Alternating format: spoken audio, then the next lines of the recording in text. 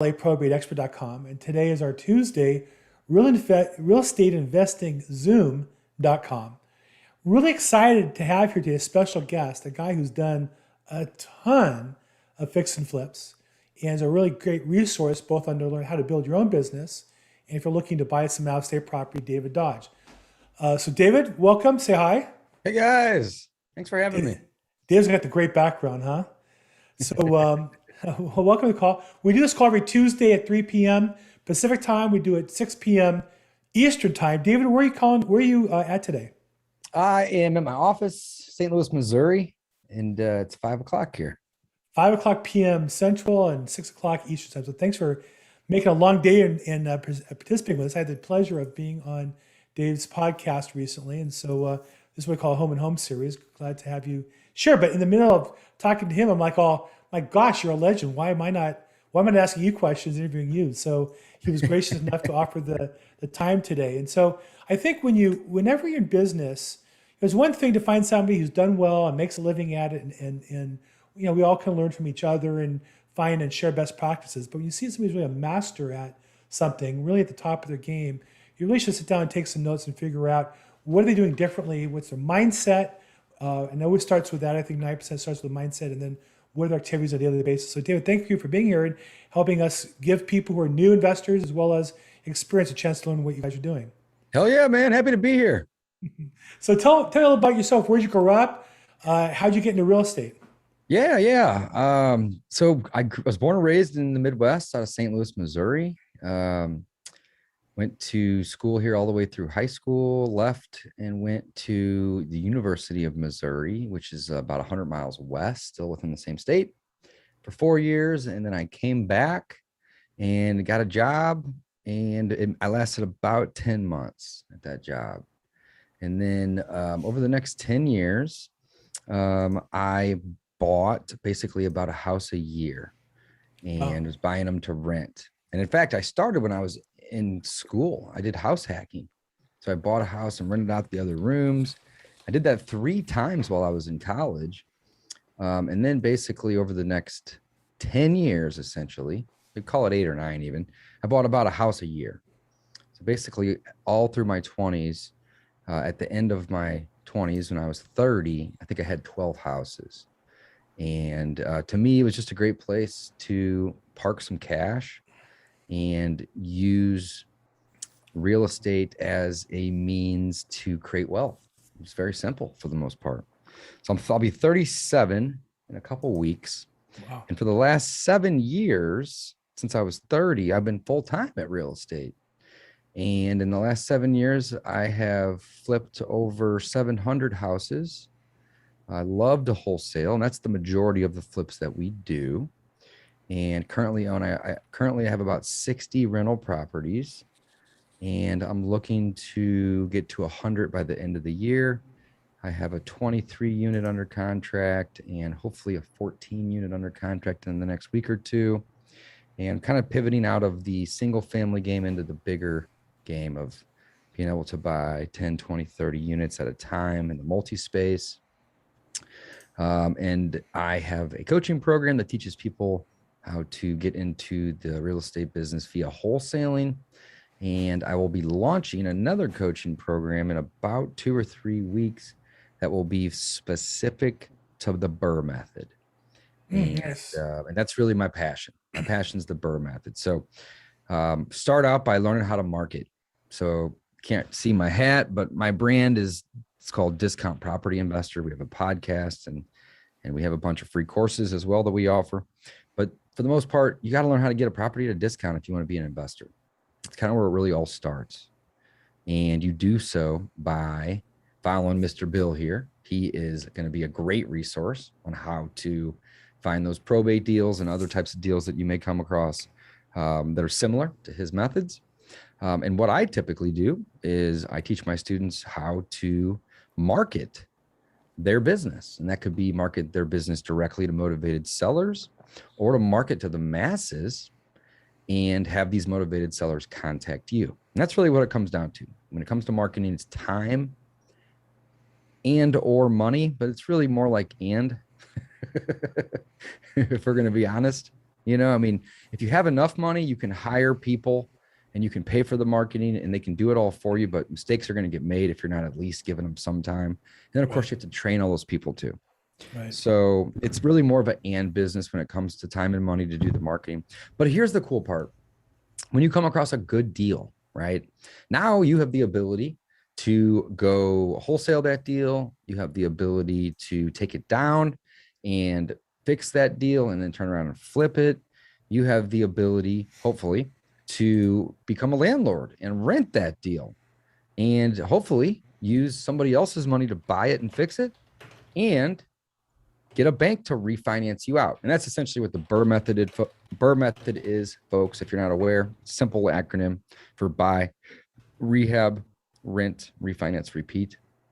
And I just really love the method, Bill. I think I've done about 130 BRRRR deals in the last 4 years. And not all of them do we keep, but sometimes we'll do a BRRRR and we'll keep it for 6 or 8 months. And then we'll sell it to an out-of-state investor or even a local investor as a turnkey property. But we've essentially seasoned the tenant. And the cool thing about the BRRRR method, and I'll shut up after this, Bill, you can ask any question, of course. But the cool thing about the BRRRR method is I love rental properties because rental properties pay me in my sleep. In fact, I'm going to Aspen Thursday to a jazz fest. I'm going to be gone all weekend. I'm not going to think twice about my business because my business serves me. And that's the purpose of a business. It's not to serve it.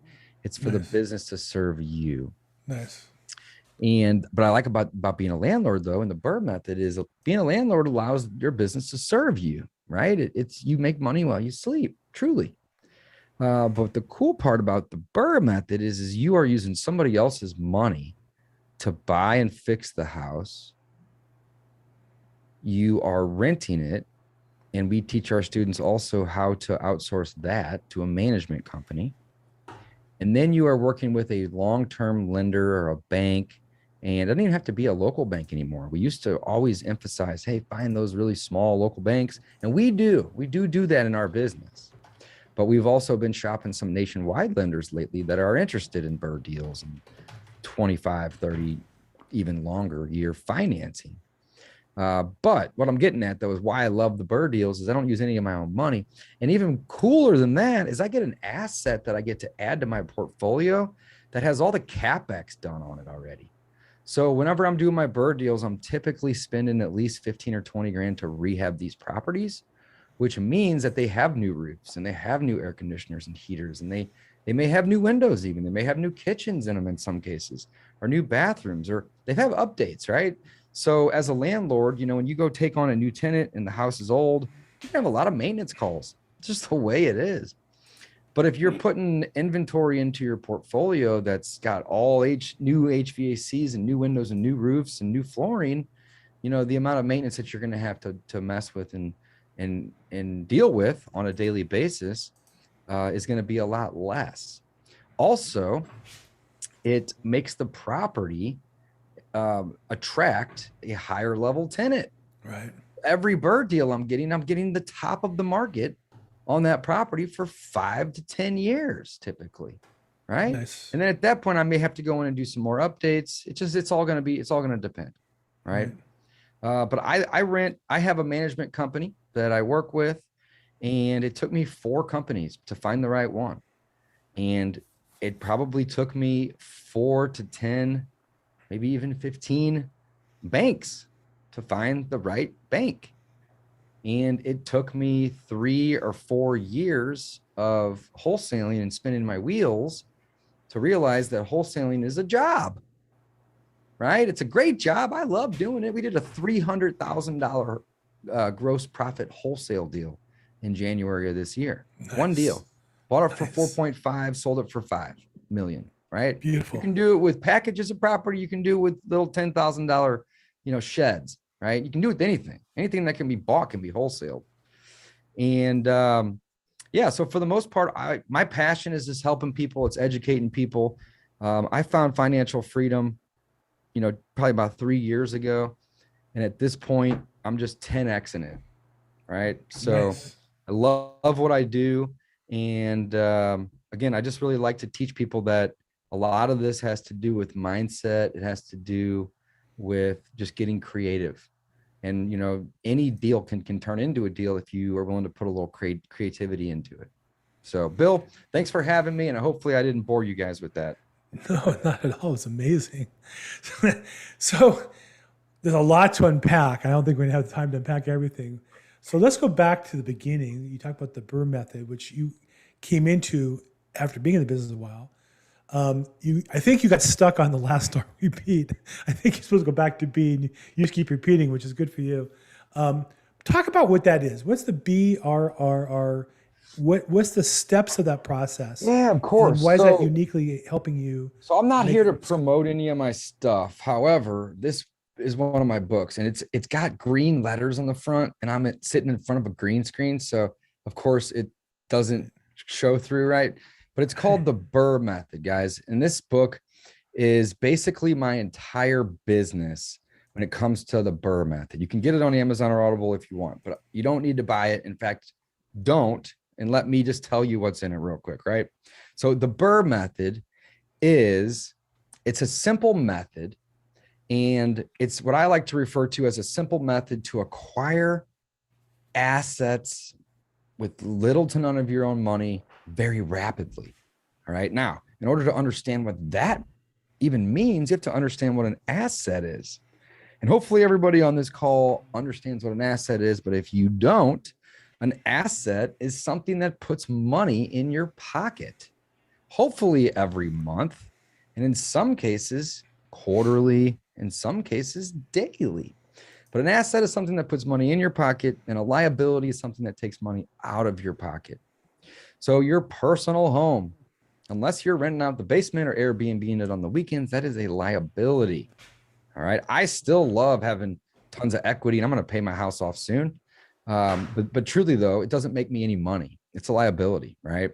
So what is an asset? Well, an asset is a business or a piece of property, or it could even be an intellectual piece of property, but it makes you money every month. And you may have to spend money on that asset, but ideally it makes more money than you spend, right? And that's what we refer to as cash flow. So if I'm able to go out and buy a house and I'm able to be all into it for, 300,000 and, it's worth 500,000. All right. And I rent that property out for $3,000 a month, and my mortgage is $2,600 a month, I am making a positive cash flow. Now, I'm not factoring in all the different things that are going to need to go into that, like maintenance and property management, so on and so forth, vacancy, of course. But the goal is to make more money a month from the money you collect and rent by using the property or renting the property out. And I'm, of course, a real estate guy.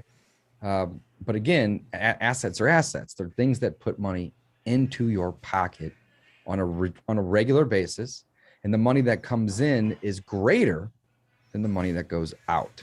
All right. So the Burr Method is a great way to acquire assets, specifically real estate assets, with little to none of your own money very rapidly.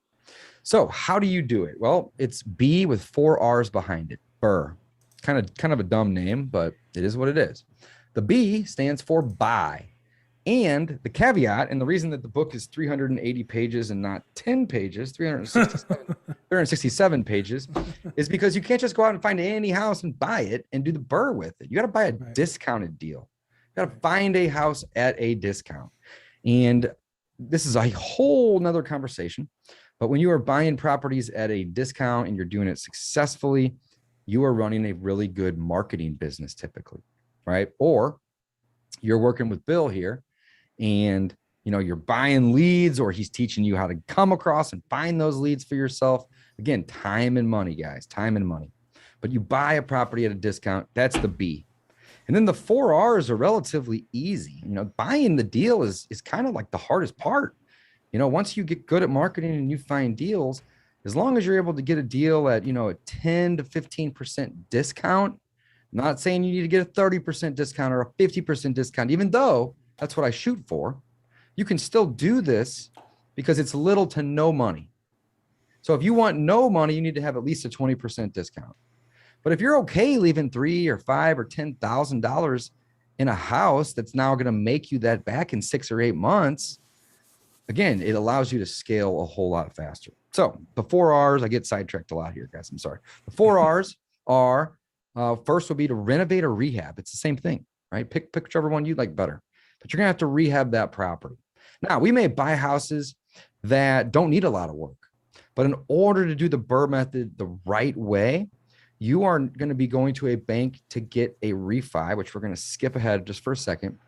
And in order for the bank to lend you on what it appraises for, and only that, you have to meet some minimum qualifications. All right. One of those qualifications is that you update the property with a minimum level of expense. And that number is going to be dictated by the lenders. And that's why you have to contact a couple lenders in your area and really build a relationship with them and figure out how you can earn what's called the entrepreneurial credit. And the entrepreneurial credit isn't really discussed a whole lot. And in fact, some bankers may not even refer to it as the entrepreneurial credit. But essentially what it states is, hey, I want you to give me a loan, but I'm not going to tell you what I paid for it. In fact, don't even ask me. But what we can do is you can offer to lend me at 75 or 80%. And as long as I am all into my property with purchase and rehab at or below that number, then why would you have a problem lending on the deal? And here's the cool thing. I'm never going to a bank with the BRRRR method and asking for a loan to purchase. I'm always going to a hard money or a private money lender that's going to be quicker and easier, and I'm going to pay triple the rate. I don't care about the rate. If I'm paying 14%, which I don't pay, but even if I did, and I'm only borrowing that money for 2 or 3 or 4 months, who cares, right? So I'm going to a hard money, private money lender to get the deal, buying it at a discount. I then rehab. The next, so it's B would be buy. The first R is rehab. So figure out what that minimum level of rehab needs to be, and then do that to the property. So you're going to rehab the property. The next R is simply rent it out. And if you have some properties already, you know how to do this. If not, it's not that hard. Find somebody that looks pretty trustworthy. There's tons of softwares and application processes out there to help you with this. And if you're lazy like me, I encourage you to be lazy because you get smart when you get lazy. If you're lazy like me, you hire a property manager and they do all that work for you and you get to go to Aspen. Well, I like that. That sounds better. That's right. That's right. Okay. And then, so buy, renovate or rehab, same thing, rent. The third R is refi. So the cool thing is, like I said, I'm not going into a bank. Sorry, go ahead, Bill. You love that last R. I love the last. Well, it's not the last R. Yeah, the second last. That one. Yeah, we'll get to that one. The third R is the refi. And I'm never going into a bank saying, hey, I need to get a loan for said property. Instead, I go in and I say, hey, I got this house already. I just rehabbed it. It's rented. You wish you could have this one, don't you? Right. And you can even be a little cocky with the bank. And you can say, I'd love to refi with you, but I also got 2 or 3 other banks that's looking at this deal right here too as well. And I already have a lender. So what that does is it eliminates 75% of the due diligence a bank would need to do. When you are going to get a loan from a bank, they're going to want your taxes and they're going to want everything. They're going to want your passport and your pay stubs and your profit and loss statements. And it's a huge pain in the ass. And I'm surprised that they don't want to come visit your house. I mean, it's a lot, right? But when you go to a refi, somebody else has already taken the risk. And all the bank's doing is transferring risk. They're not actually creating new risk with the refi. When you go for a brand new purchase loan, you're creating new risk out of thin air. So banks like to transfer risk or take on risk that's already out in the marketplace. It actually reduces the due diligence and the paperwork by 75%. And that's why I don't mind paying. Typically it's 8 to 10%, but in some cases I'll pay 12, 14, even 15 or 16% to a hard money lender or a private money lender for the purchase and the rehab of the property. Because again, I'm only going to keep these for, a couple months with that short-term high interest loan. So get it rented, go refinance, guys. The fourth R is the most fun R. It's repeat. Everybody knows what that means. You do it all over again. And my business at any given time has between 5 and 15 properties going through the BRRRR process. We essentially have 5 or 6 lenders that each have 3, 2. Some guys have 100 grand. Some guys have 600, 700 grand. So we have a couple lenders that have the ability to lend up my business about $2 million. So it's not like I'm borrowing $50 million, right? And I could probably go out in the next month and raise 2 more million just from the relationships of the investors and the RIA people that I go and meet with and other agents. Everybody likes to lend on real estate because it's backed by the real estate, right? It's not like you're just lending somebody money to go do business. You're lending somebody money to make money on an investment, and that investment's the underlying asset that they can come take away. What's up, Bill? I got about 30 minutes, buddy, so it's going to be a minute. I'm going to go buy a house. Oh, go buy us a house. All right. It's my partner there. I got a question for you. Yep. Is it David? Yes, sir. Okay. So when you take out hard money loans, is that what you're saying? On every property. I don't like to use my money. In fact, on the 700 houses we've bought over the last 7 years, I think I've used my money 5 times. Okay. And then that's, those are pretty high interest rates, aren't they?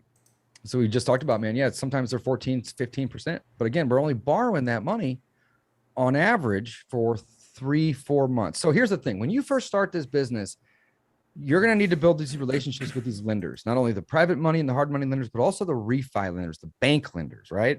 And in the beginning, they're going to have what's called seasoning, which means that they may want you to own the property for 6 months before they're going to refi.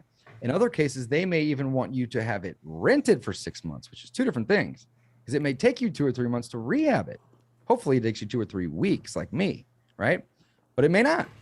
So in the beginning, it's going to take a little bit longer. The more deals you do, the better relationships you get with your lenders, the least seasoning you're going to have. So some of my banks still require me to have 2 to 3 months of seasoning from when I bought it. Not necessarily when it's rented, because they know that I do deals and that I'm who I say I am and that I pay my bills. Got an 820 credit score, right? But some of the banks I work with don't even care if it's rented yet. So I get to skip 2 R's essentially, right? When you gotcha. When you refinance, how much does that drop your interest rate down? So I just borrowed 900 grand to do a 23 unit apartment complex. And that's going to be 12% and 3 points on the back. Super high. Not happy with that. But who else is going to give me 900 grand for 10 months? Right?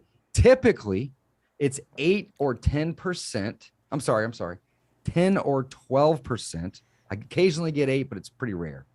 It's 10 or 12%. And here's what I offer my lender. You pick the rate, 10 or 12, pick one or the other. The 10% comes with the catch, though, is I'm going to pay you all the interest on the back end. If you want me to pay, the 12% is all of it on the back end. It's higher, right? But I don't have to make any payments. If you want 10%, that means that I'm going to make you the monthly payment. So I give them that option. Now, you may not have any private lenders, and you may have to go to a RIA club, or probably Facebook would be the easiest way for me to find 5 hard money lenders in your neighborhood in 2 minutes. But find those lenders and figure out what their business sells. What are they offering, right? But you're typically going to be with a hard money lender somewhere between 12 and 15%, right? But you're not paying 12 to 15% simple interest, which would mean if I borrowed $100 and it's 15%, I'd owe $115. That's simple interest. This interest at 12 or 14 or 15% is annualized interest. So it's 15% annualized, but if I only borrow the money for 2 months, do the math, right? So the better deal you buy, the least you can care and worry about interest. I don't even think about interest. Like that deal I was telling you about a minute ago that I'm going to borrow 900 grand on, I'm going to pay $92,000 in interest. But here's the thing. The spread's 400,000.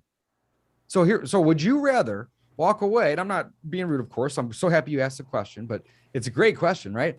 Would you rather walk away from a 400K gross profit and pay 92,000 and keep the 300, or be like, oh, I'm not paying this guy 14, 15%. You're crazy. Like you gotta get okay with that.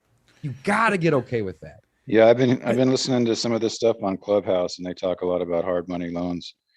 Cool. So when you make these propositions to these hard money lenders, what kind of materials do they ask from you? So usually they're local guys. You know, there's national hard money lenders like Lending Club or Lending Home or Lending One. I mean, there's like 100 of them, right? But typically what I would suggest, Justin, I think that's who asked this question, is go to your local real estate club. We're in one right now, essentially, right? But go to the local ones that actually... We got 2 or 3 lenders on this call right now. Yeah, there you go. Give a deal. On the call right now, probably. I tell you guys every week, give a deal, bring it here, or bring it to me if you want to keep it private. Yeah. But what I do is I find the local guys that are at the real estate clubs, and they're standing in the corner passing out cards, or maybe they're even a vendor of the club, right? And the club announces them and introduces them at the beginning. And I go up to these guys and I make friends with them. That's what this business is about. It's about friends, making relationships and connections, even with the sellers, even with the buyers, doesn't matter. It's a people business. Real estate's just a product, and it gets in the way often. Yeah. This is a people business, right? So we'll go meet these people, we'll get their card, and then when we stumble across a good deal, we'll call them up. And you don't have to know anything more than, hey, I think it's a deal. Can you meet me at the property? Sure. When can you go? That's it. There's Paul. You can turn a hard money lender into a deal coach. Just don't tell them, right? They're going to come out and analyze that deal for you and tell you if it's lendable or not. And if it's lendable, it's probably a deal. And if it's not lendable, listen to what that guy says, and or take that information back to the seller and say, hey, I know I came in a little high or at this number here, but after doing my due diligence, after learning about the property, in order for me to really buy it, I need to be at this number, right? So I turn my buyers that walk through properties into coaches. I turn my anybody and everybody, essentially, that I'm dealing with and working with into coaches. Turn my hard money lenders into coaches. Turn my private money lenders into coaches. So what's the difference between a hard money lender and a private money lender? A hard money lender has a business built out of it, and they're very strict on their terms. Not necessarily strict, but it's a business for them, right? They're not necessarily doing it just because you asked them to borrow some money. They're typically advertising that they're a lender.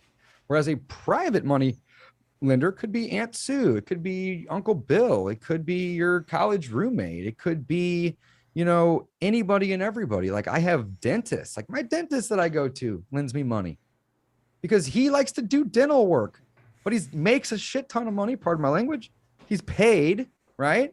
And he's constantly looking to invest it in things that are more than just a gamble on the S&P. And with me, he knows I'm coming in every 6 months for a checkup, so he gets to talk with me about it. And on top of that, he knows that if I screw up, he could go take the house away. And in fact, I've never screwed up, and never have I had a house been taken away. And if people don't believe me, they can go look at all of the deals that we've closed because we have all the paperwork, right? What kind of things do you build relationships? Absolutely. And if you're brand new, maybe go find a hard money lender, have them help you with it. And if they won't qualify you, then bring a partner on. I always prefer to borrow money at a high rate. I'd rather pay, check this out. I'd rather pay 30% interest rate on the right deal than give somebody 50% of my deal. Think of it that way, right? Partners take half typically. Lenders get a fixed percent that's agreed from the beginning, even if it's a high number. If I can go do a deal that makes me 60 grand on a rehab, which might not be a lot for the California folks, but in St. Louis, that's a home run, right? And I have to pay somebody, 15%, but I'm only borrowing the money for 3 months, and it doesn't even matter. Let's just say I pay that guy 9, 10, 11, 12, let's round up to 15,000. 15,000 out of 60 is way better than 30. Right. So get comfortable with high rates because you can avoid having to get into partnerships. However, if you're new, partnerships also are a great option because you're spreading your risk out, right? With risk comes reward. But that's a great question, Justin. Thanks. On this call, we have a couple hard money lenders. Paul Krause is one. And like I said, you can always talk to me. There's always people looking. I tell people all the time, this is the best time in real estate in my career. Because if you're experienced like I am, there's never been more money sloshing around and more people scared looking for certainty and experience. And if you're brand new, there's never been more money sloshing around.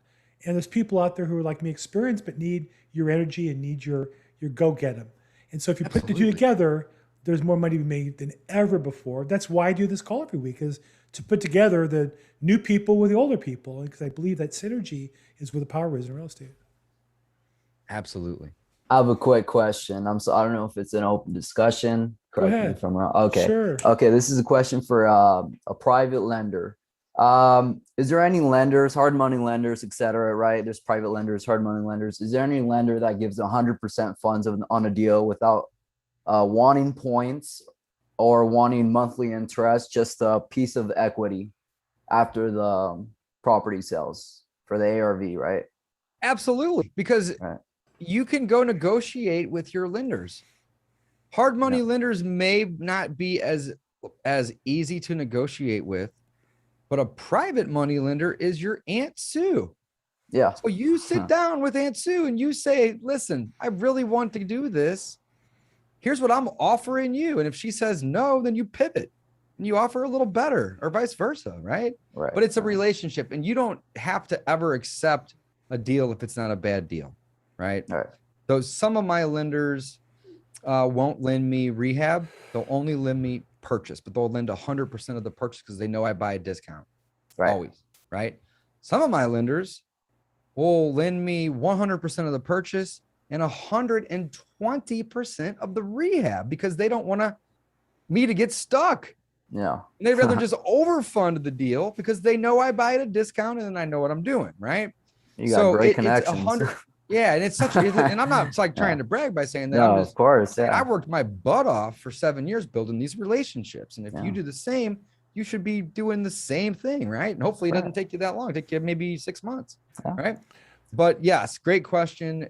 There, you can always negotiate. I negotiate with my banks when they say, "Hey, we'll do this," and I'm gonna say, "Well, this bank down the street said they'd do this. Can you match it?" And they're like, "Yeah." So Sure. it's all a relationship game. Yeah. Yeah. Yeah. Don't be afraid to ask. That if you don't ask, the answer is no every time. Of course. Miss Great 100. question. Yeah. But the reality is not even just the relationship, it's the deal. Like my of experience course. is when I have a great deal, the lender's calling me back to make hey, Bill, is that deal coming together? You got the money? You got the, because they're ready to lend. I'm still your lender. Like I'm ready to go. I got the money. Right. Yeah. And other deals, like you call them 8 times, they don't return your phone call. That means you don't have a good deal. And like David said, they're your coach. They're telling you the deal's no good. But when a lender calls me back and hounds me to get the deal funded, they'll do whatever is reasonable because they want the deal, right? That's exactly right. It's a profitable deal, right? Yeah. So David, help the first time guy here. We have in our economy more than ever people who, maybe they're laid off from a job or they're struggling in their job, not making enough money. They're doing something and pay the bills, but they're trying to get ahead and see real estate on the side as a way to get started. They're one deal away from maybe being able to quit their job and get into real estate full time. What would you tell somebody who's, they're working 30, 40 hours a week, they got to get one deal to get the ball rolling? What should they put their time into? It's 2 or 3 things that you should start doing, and they're not going to cost you a ton of money, but they will cost time. And if you have a problem with that, then this may not be the business for you. I'm gonna be straightforward. So what I'd recommend doing is start going to these RIAs like you're going to now. Get to the in-person ones if you can. These are great, but the in-person ones are awesome because you can meet people in the hallway. You can kind of step aside and you can have 40 conversations going on within the same room. Whereas right now we're limited to 1 or 2, right? So that's just why I always encourage to try to get to the in-person ones. Meet the movers and the shakers, meet the people like me that are also going to the RIAs, but have, do hundreds of deals. I think I've already bought 140 houses this year.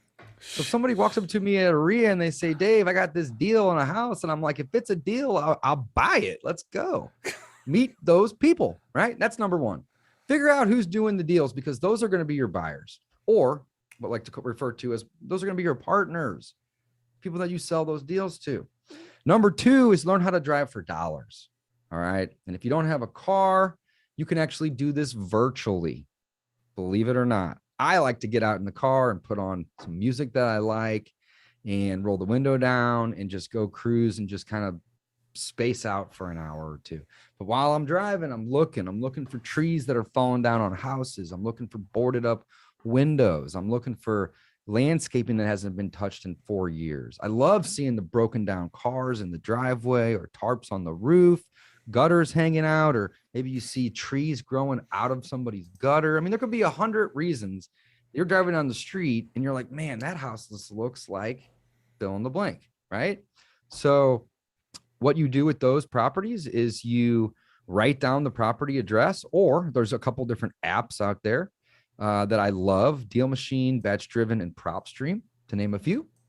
And these apps will help you drive for dollars. They make it more safe, they make it more fun, and they make it easier. Now you're gonna have to pay for those, but you don't even have to do that. You can even just write them down on a scratch pad, guys. And then what you're gonna do is you're gonna go find out who owns that property. And if you're like me, you're gonna pull over the car and you're gonna go knock on the door. Right. But if you're not in the mood for that, you can just write that address down. You can go home, and hopefully you come home with 20 or 50 or 100 addresses. And then what you're going to do is you're going to go find out who owns those properties.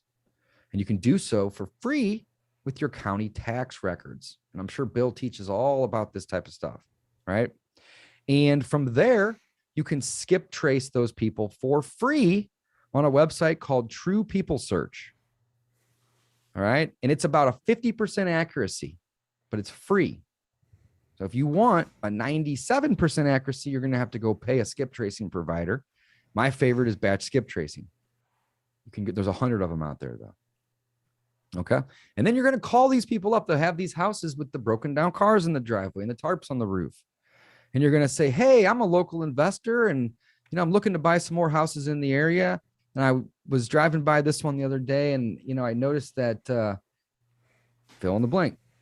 I noticed they had a broken down car in the driveway, or I noticed that it needed. If you don't know because you drove by and got 30 addresses, you can just say, yeah, I noticed that it hadn't been updated in a little while, and I just want to see if you had any interest in selling it. It's that easy.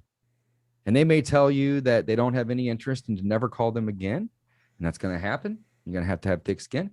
Or they may tell you that they are in the middle of a divorce and they're so happy that you called because they don't know what to do with this property. And it's been vacant for 6 years and they're about to lose it at the tax sale next Tuesday.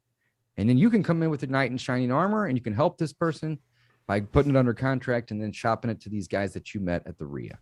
That's the simplest, easiest way to get a deal with little to no money. Yeah. What else? Is it gonna happen overnight? No, it took me 4 months. So hold on, Justin. So I want to expand on that a little bit. It's not going to happen in a week, most likely. It could, but not likely. But not likely. So you said 4 months. 4 months of daily, 4 months of occasionally. What did 4 months look like? Okay, so it took me 4 months to get a deal. However, just stop for a second. Yep. When we all hear the first time guy, you all when you heard his numbers go, oh, I want to be like him, right? Took me the 4 months. First 4 months, what was that like? Oh, I was knocking on doors, driving around, cold calling, sending stacks of mail, right? Skip tracing, cold calling, cold texting, doing all types of stuff. In the beginning, I was mostly driving for dollars though, right? But when you go drive for dollars and you get the person's name, you're not done. You got to call or text or email these people. And when you skip trace, you usually get a phone number. If they don't live in the property, you'll get an address of where they do live. And sometimes you even get an email. All right. Use all three. Figure out where they're at, right? Typically, it's easy to call or text or send them an email. But if you still can't reach them, send a letter or postcard to that other address, or even go to their knock on their door. What's the worst that can happen? Tell you to get out or leave. Again, no problem. So it took 4 months to do my first deal. 4 months to get your first deal. But check this out. This is the cool part. Bill. I think you're going to like this. So basically, let's say, let's look at this in terms of days because it's a little bit easier. So it took me 120 days to get my first deal.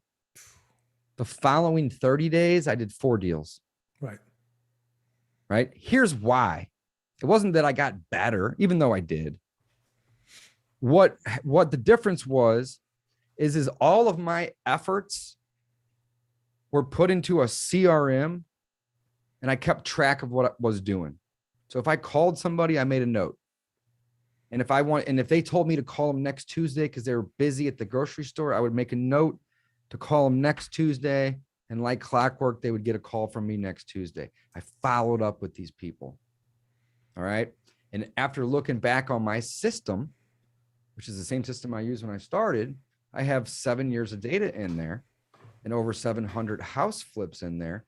And what I have come to find is that the average deal that it takes me and my team to close is 4 to 6 months. It's just an average. So can you do this in 2 weeks? Absolutely. You're going to beat the average, right? But on average, if you go out and you talk to 100 homeowners, right, in 4 to 6 months from the time, as long as you're persistent, you keep following up with them, a couple of those people are going to be interested to work with you, right?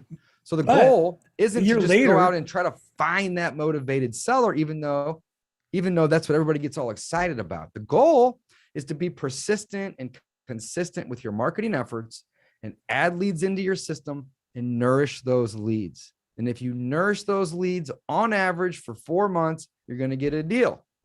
And the cool thing is this snowballs, guys. My team's doing 6, 8, 10, sometimes 12 deals in a month. And I see 1 or 2 of them, right? Because we're closing deals that we got in the system from 6 years ago. We're closing deals that we got in the system from 18 months ago. We're closing deals that we got in the system on average 4 to 6 months ago. And some, maybe 1, maybe 2 a month, are ones that we just got last week or 2 weeks ago. But the majority, 80, 90% of these deals that we're closing are 4 to 6 months old in the system. So, I mean, that right there should be a huge light bulb for a lot of people. You've got to be consistent. You got to be patient. You can't force somebody to be motivated. But what you can do is you can call and follow up and make a friend with that person and let them know that, in the event that they do need to sell fast, that you're there to help them. And then whenever they do need to sell fast, hopefully they call you or you call them back again right away before they go into Google and they type "sell my house fast now." Right? So hopefully that was a little lesson on this business. It's all about generating leads and then nourishing those leads, following up with those leads, nurturing those leads. There's lots of ways to look at it, but that's really what it comes down to. I can't force somebody to be motivated. And I spun my wheels for 2, maybe even 3 years, trying to force people to be motivated. And then what I did, I woke up one day and I said, you know what, I'm going to go to the park today and I'm not even going to call anybody at all and let's see what happens. And I went to the park that day.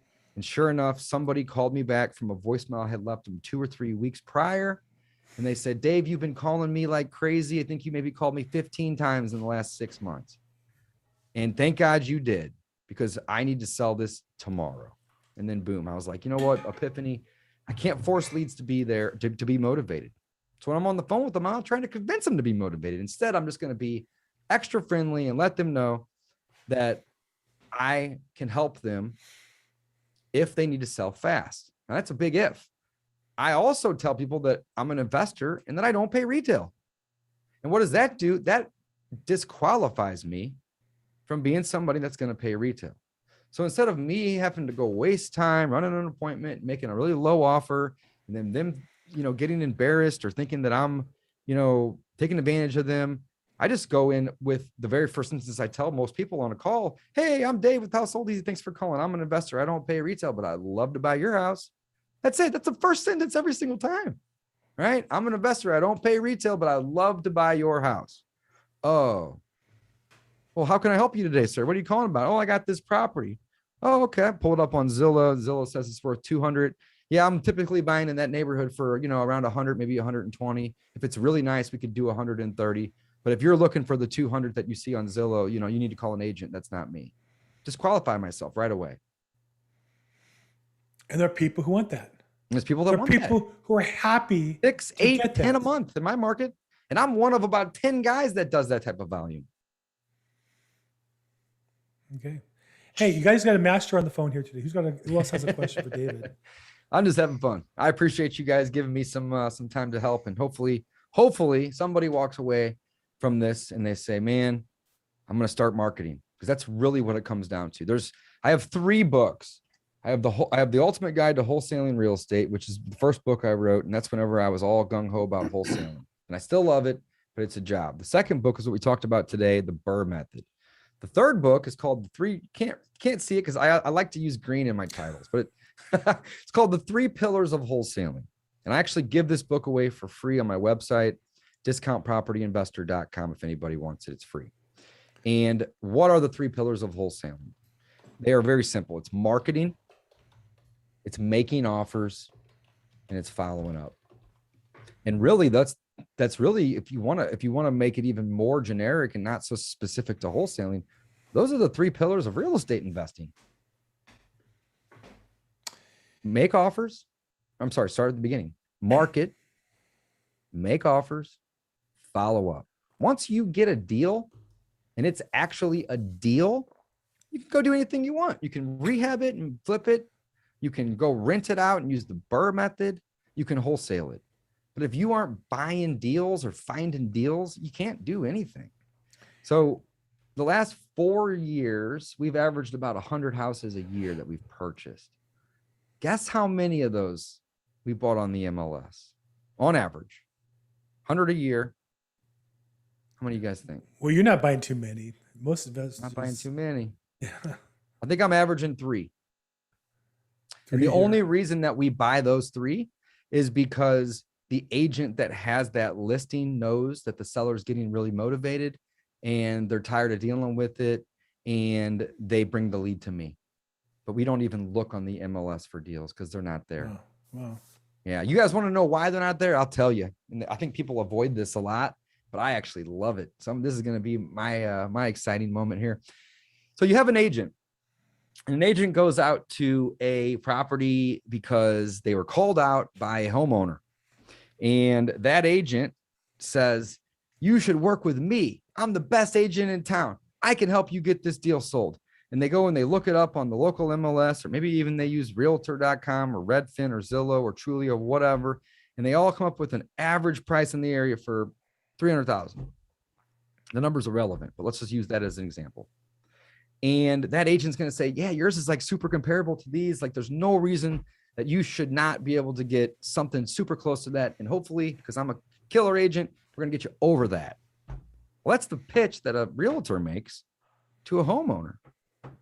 The pitch that I make to a homeowner as the investor, and I teach all of my students to do the same exact thing, is to tell them that you can help them solve a problem if they have a problem, but they probably don't have a problem.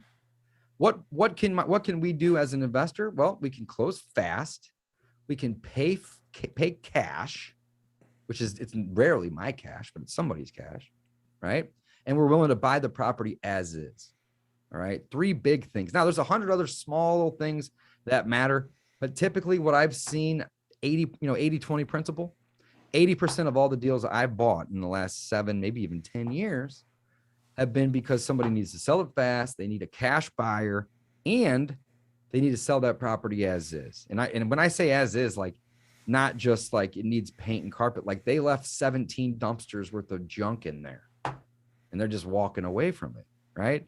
So we have to give them some advantage to want to work with us. So when an agent goes in, I digress. When an agent goes in and they make that pitch, do you think it's worth my time going on the MLS and contacting properties that I essentially have to go through the agent to be ethical and, tell that agent, hey, I'd like to make an offer for 60 cents on the dollar after that agent just promised that seller that to get their business, that they were going to get them every penny they could? They're not even going to show that offer to that seller. Now they should, it's ethical to do so, but they're not going to. They're not going to do that. Right. So you're wasting your time. You're spinning your tires. The MLS has programmed the sellers that they are going to get every dollar that it's worth. And as an investor, you need to program yourself that you need to buy deals. All right. You make your money when you buy. We've all heard this, or at least I hope you've heard this. You get paid when you sell. I'm going to say it again. You make your money when you buy. You get paid when you sell. So if you want to make money in real estate, buy discounted properties. Find them, send contracts on them, follow up with them, follow up with the contracts that you sent on them, until you get them back signed. Now you have control. And if you want to wholesale, you don't even need any money. You have a control of a house. Go find somebody that's willing to buy that contract off of you. That's what wholesaling is. If you want to fix and flip it and you can buy it, buy it. If you can't, go find a lender that will partner with you, or even better, lend to you. Take it down, fix it, flip it, make a profit. If you want to do like I do, because I'm lazy and I don't want to have to keep working extra hard, I'm going to buy it, rehab it, rent it, refinance it, and get that lender all that money back. And I'm going to still own the asset. And I'm essentially going to have 100% leverage, because the bank's going to give me an 80% loan. And I bought it so low that after it appraises and after I rehab it, that I have at least 20% equity in that deal. So I'm able to acquire these assets with none of my own money. I should say little to none, because sometimes I do leave $1,000 in a deal. But I get the money back in 2 or 3 months with my cash flow. I have a quick question. Yes, sir. From all your years of experience, what is your best way, or your what is the number one way you get all these properties under your wing? So I think I understand the question. You mean like in terms of just acquisition, regardless of the exit strategy? Just acquiring the property. Yeah. Like so these I beat get up this properties. question a lot by my students, a lot. And there's really no answer that I can give that's accurate. And the reason is because all marketing works if you are persistent with it. And if you're willing to wait 4 to 6 months on average for leads that you've added to your system, to what I kind of refer to as mature into a motivation of some sort, it doesn't really matter. So if I were to say, what's my number one marketing channel? It's probably, either cold calling or cold texting, right? But I typically do both. I encourage people to do both, because the majority of the work is getting the list and getting it skip traced, which means you have the numbers and emails appended to it. No, that makes sense. Yeah. So if you're going to pay, if you're going to pay 20 cents to get the phone number and you only call it or only text it, that's kind of foolish, right? So hit it both ways, right? But it doesn't necessarily mean that is going to be the best. Here's why. I have 3 full-time cold callers and 1 part-time cold texter on my team. They're all virtual assistants. I talk to them every day for about 30 seconds, just saying hello and saying goodbye. Yeah. And sometimes they'll add 8 or 9 leads in a day combined. Sometimes I won't get a lead for 3 days. But in the off time, I may get 10 phone calls from my direct mail efforts. I may get 2 phone calls from my Driving for Dollars efforts. I used to have radio advertisements. I've done billboards in the past. My team does bandit sign campaigns from time to time. We do tons of networking. We send real estate agents care packages. We network with divorce attorneys. We network with eviction attorneys. We network with guys like Bill that are constantly down at the courthouse and they stumble across deals. And we network with people that do the auctions. Like, I'm not a pro at any of this stuff. I just know people who are, and I leverage them, right? And you guys can do the same thing. In fact, I encourage you to, become a pro at 1 or 2 of these things, but there's 100 things you can do. They all work, all of them. So there's not really a best. You know what the best is? Just like the CRM, it's the one you use and the one that you are consistent with. That's the real answer. What works well for me, I'm an open book. Cold calling, cold texting, Driving for Dollars. I have a Google AdWords campaign that's expensive. Each lead's like $300, but it only takes me 5 or 10 leads to do a deal in there versus, maybe 80 or 100 cold call leads. Right. So thank you. I'm only paying $6 for a cold call lead, or I'm just guessing. It's probably 20. I don't even know. Right. Yeah. It's a lot less than 300. Right. Yeah. So it's all relative. The higher valued leads are going to cost more. And that could mean time, that could mean money, right? It could be both. Yeah. And the lower value leads are going to cost less. That's just kind of the nature of it. Yeah. But they all work. All of them. What CRM do you use? Thank you. I'm sorry, Maurice or Marcy, say that one more time. What What's CRM? using? Yeah, so I use a couple CRMs. Oh, Don't do what I do. okay. I started out on Podio. We spent 20 or 30 grand building it out with all these cool automations, and then it started breaking. And then we switched over to realestateinvestor.com, which is a new product that's two of my friends, and that kind of flopped. I've been using REI Black Book for 6 or 7 years. Great CRM as well. Super complicated and expensive. I don't necessarily want to say that I won't promote REI Black Book, but it's not really that easy to learn. I'm in the process. So to answer your question, Podio and REI Black Book are how I run my business today, but I'm actually in the process of moving it to RE Simply.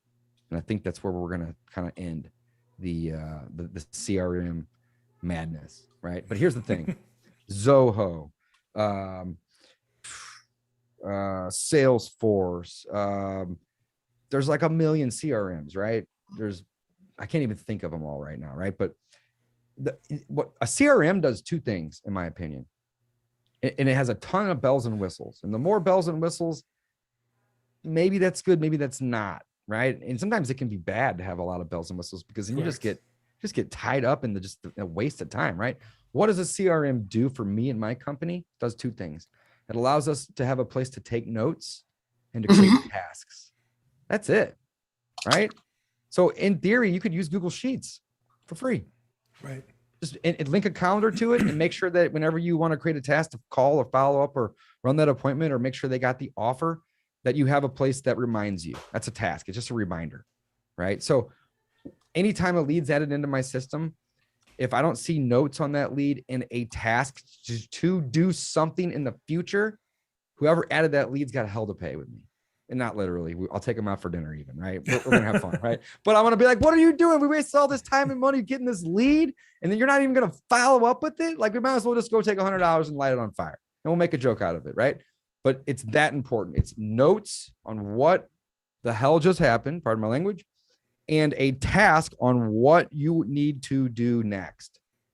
So some of these leads that are in my system, on average, it takes 4 to 6 months for it to get into the system and for us to close on it.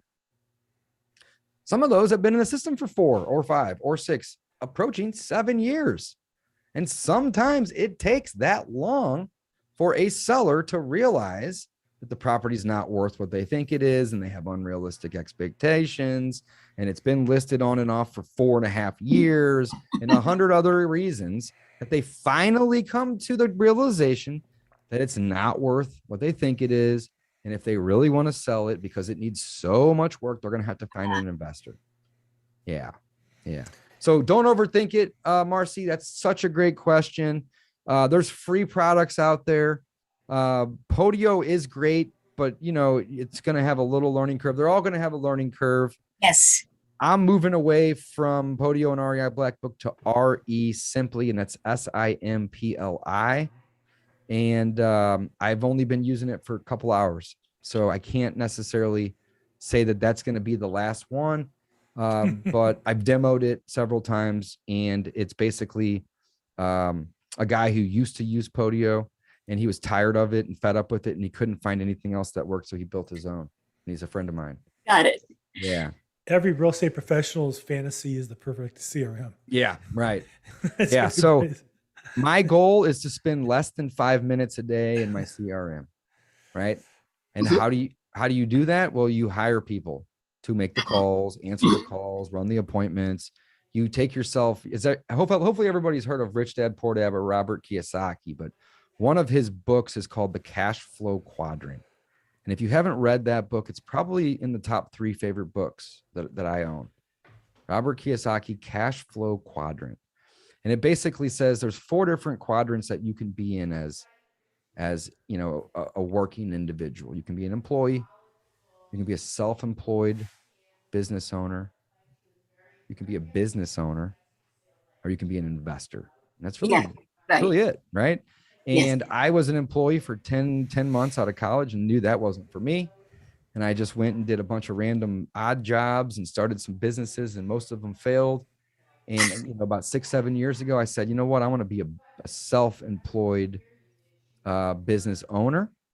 And then, about 2 or 3 years into that, I realized, man, this is hard work. I want to be a business owner. I want to own this business and not just be the owner and work 80 hours a week. I want to work like 5 hours a day, or in some cases 5-10 hours a week. And that's where I'm at now. Right. And it's because I put 3-4 years into building out the right teams and the right systems. And I'm still active in my business all day long. But, this month we may have, well, hell, it's the 31st. This month's over. We may have, 8 or 10 deals closed, and I'll maybe know about 2 or 3 of them. But my team is driving the ship. They're all getting bonuses and paid on commissions and cool things for the business to move in the right direction. So everybody is aligned with doing deals that make money. Right. And, that's really my passion at this point, is helping people and teaching people that, hey, you got to get out of the E quadrant right away. Right. And that's okay if you still do part-time employee work when you're starting your self-employed business, but start transitioning from the E to the S as soon as you possibly can. Right. And it may take you 2, 3, 4 years in some cases. Right. When I started, guys, hopefully somebody in here can laugh at this, because I laugh at it all the time. When I started at 30, at the ripe age of 30, I had $62,000 in credit card debt. Okay. Yeah. And I hired a coach that cost $5,000, and I spent an additional $3,000 or $4,000 on marketing. So I went from 62,000 to approximately 70,000. It's not that much different. I still losing sleep. Wasn't that much more, right? So sometimes you gotta jump.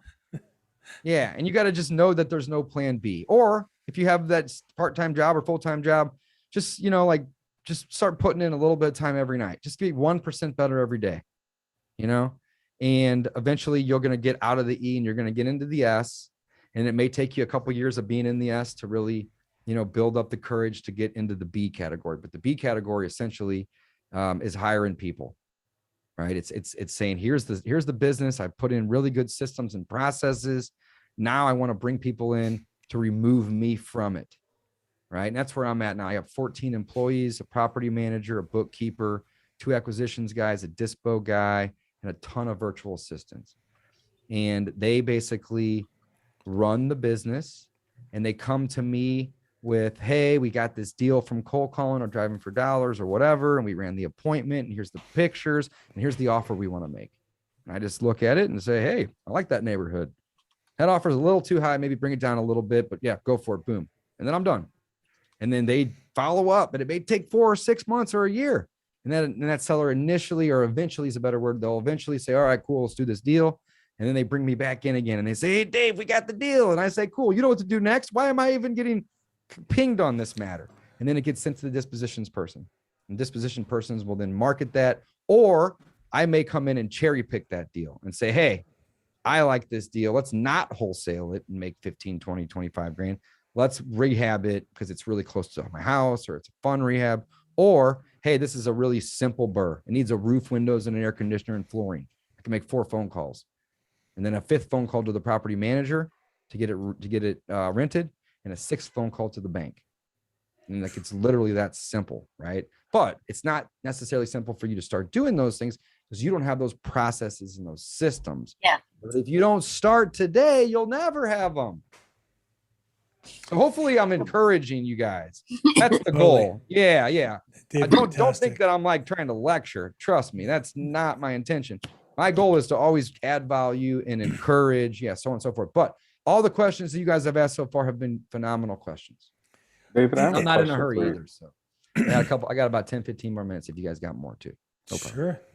David, I have a question for you about refinancing. You got it, man. What's up? So what do you usually need as far as documentation once you've rehabbed the property and put a renter in there? What are the banks usually looking for? Well, the banks are going to look at 2 things. They're going to look at the amount of risk they're taking on. Okay. And they're going to do that in 2 ways. They're going to look at the property and the numbers on the deal, and they're going to look at you. Okay. So if you don't have any credit at all, then this is going to be a little bit more difficult for you than if you have some credit or even good credit, right? Okay. The thing about credit is it can be fixed. And you can take small steps every day to start increasing that credit. Okay. So what I like to tell my students when they come into the program and they want to learn the Burr method is, okay, cool. You've now paid the money to be in the program. Here's the secret. It's really P-Burr. And they say, what? And I say, yep, pre-qualification becomes before the discounted buy. Because if you get into a deal and you go buy it and borrow hard money, right? And then you rehab it with your own money or some other guy's money, and then you get it rented, but then the bank won't let you refi, you're stuck paying that high rate. So always start with the banks or the exit in mind.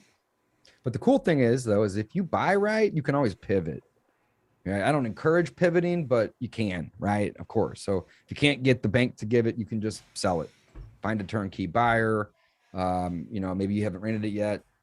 List at retail. I mean, there's so many different options, right? But you typically want to start by going and talking to the banks. And here's the thing. I told you guys this earlier. I like to turn people into coaches and they don't even know it. So I'll walk into my bank and say, hey, I want to get a loan. And in the beginning, they were like, do you have any income? Do you have a business? Do you have a W-2? I didn't have most of that stuff. And I said, all right, cool. Well, I want to get a loan. So what do I need to do? And I just sit there and they tell you what you need to do to be qualified to get a loan. They're going to say, well, you need to have a minimum credit score. You need to have, W-2s. You need to show us your debt to income and your personal financial statements, or you need to have at least 2 or 3 years tax returns on your business if you're full-time at it. I mean, there's minimum qualifications. Every bank's going to be a little different, but what I just outlined right there is typically what they're going to want. So turn the banker into a coach. So if you don't have these things, then just go home and make a list of what they want or need and start working towards those things. That's a great question. Absolutely. Yeah. So David, so you're still able to leverage, let's say, 3 or 4 at a time, still. I'm sorry. Can you start over, man? All those documents? Can you start over? It might have been my internet, but it kind of went in and out. One more time.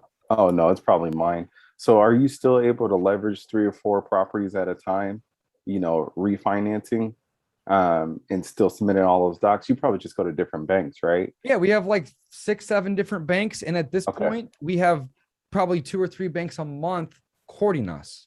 Got it. Saying, hey, we want to take you to the Cardinals game. We want to take you out to dinner. We see that you got 14 loans in the last 3 weeks or, 2 months or whatever. And we want a piece of the pie. Right. So here's the thing about lenders, banks, hard money lenders qualify for this too. Banks don't make money. It's really banks. Banks don't make money when you go when you go deposit $500 into your checking account. That's a liability on their balance sheet. It's an asset on your balance sheet because it's making interest. Not a whole lot, but it's making interest. But on their balance sheet, that's a liability. That's not their money. They owe that money back to you with interest. So how do banks make money, guys? Banks make money by lending it. So don't feel like when you walk into a bank asking for a loan that you're like in the wrong place. You are in the right place. They want you to come in and ask for a loan. That's how they make money. And a lot of people don't know that. So hopefully, again, if anything, you've learned something, right?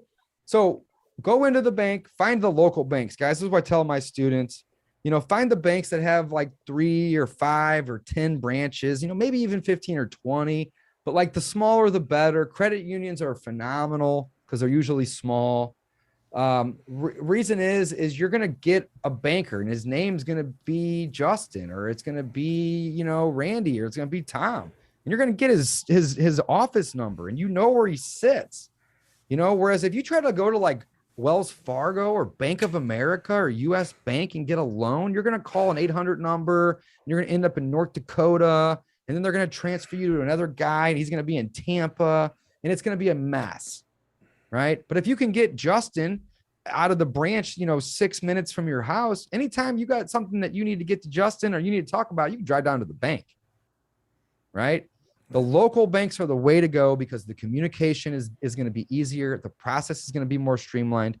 And more importantly than those two things, which is going to be kind of hard to even believe, but more importantly is they are going to lend what's called portfolio lending, which means that they are not going to underwrite a loan and then take it to Wall Street and sell it to a hedge fund or another bank that may want that. They're going to hold that loan in-house, these small banks.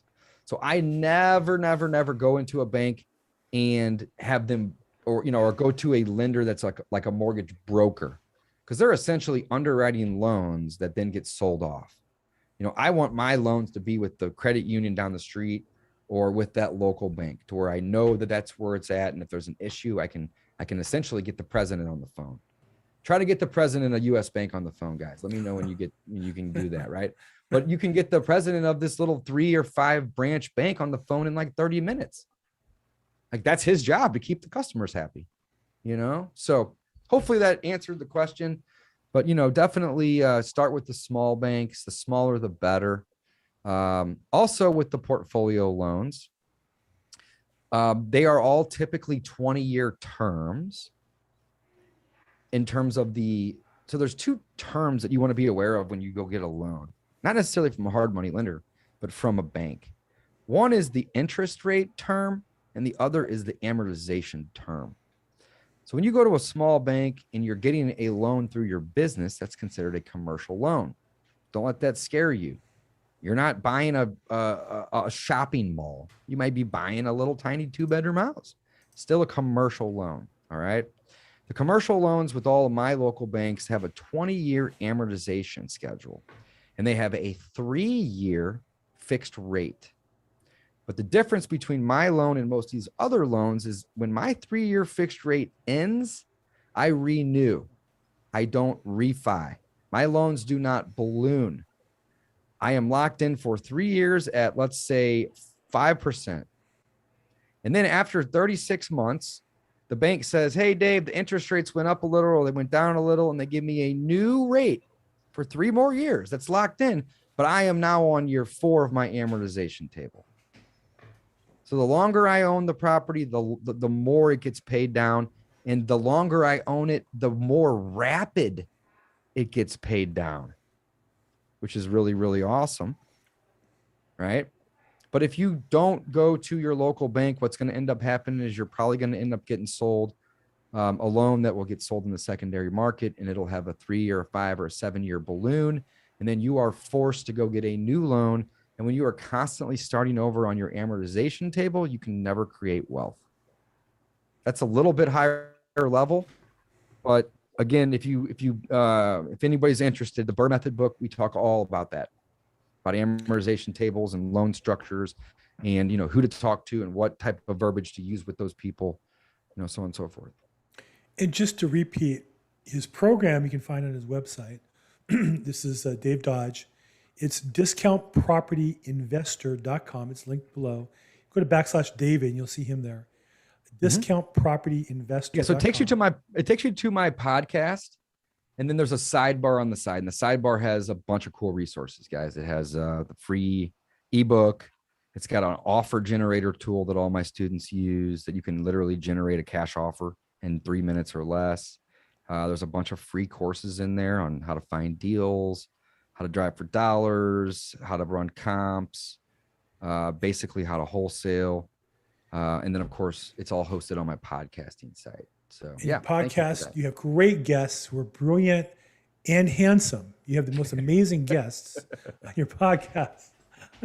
Well, I appreciate it, guys. Hopefully everybody learned at least something. I love to just help and teach, because I have been at this for, essentially I've been at this for 17 years. I did it all wrong the first 10 years. I didn't know that there was a motivated seller. I didn't even know that these sellers, existed that were motivated. And the first 10 years, I bought my properties through an agent and paid full retail. Nothing against agents, but the mindset of the MLS and the way the agent sells themselves to the customer is retail. So don't fight that. Don't, just understand it and move on. If you want deals, you have to avoid the MLS. You have to go direct to the seller, direct to the owner. Make a friend, let them know that you can help them, and then you got to be patient. David, thank you so much, man. It was a lot of fun.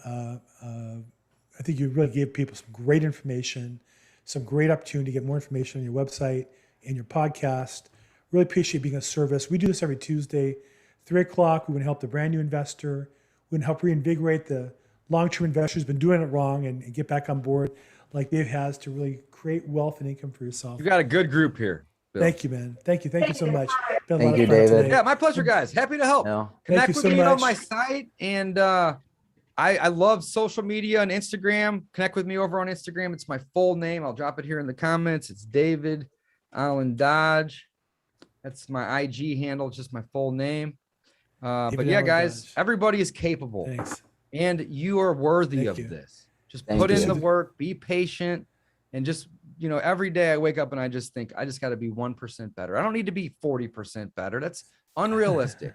How can I be 1% better today and tweak my systems or encourage my people to be a little better? And it's going to take time. Don't think you're going to get there tomorrow or next Thursday, right? Just baby steps. That's Smart. what it's all Fantastic. about. No, thank you. David, thank you so much for encouraging everybody. Thank you very much for being on the call today. We'll do it again next week and Thursday, 4 p.m. is Probate Weekly. Thank you so much.